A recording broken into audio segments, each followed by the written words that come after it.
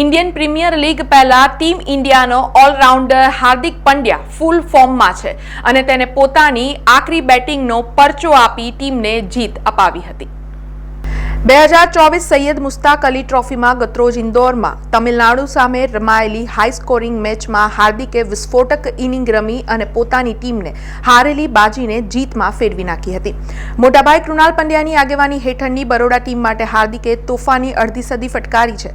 તમિલનાડુએ પ્રથમ દાવમાં 221 રન ફટકાર્યા હતા અને તેના જવાબમાં બરોડાએ 15 ઓવરમાં 5 વિકેટે 150 રન બનાવ્યા હતા અને અહીંથી જીત થોડી મુશ્કેલ લાગી રહી હતી, પરંતુ હાર્દિકની વિસ્ફોટક બેટિંગના કારણે બરોડા આ મેચ જીતવામાં સફળ રહ્યું હતું। હાર્દિકે 30 બોલમાં 7 છગ્ગા અને 4 ચોગ્ગાની મદદથી 69 રન બનાવ્યા, જેણે બરોડાની જીત સુનિશ્ચિત કરી હતી।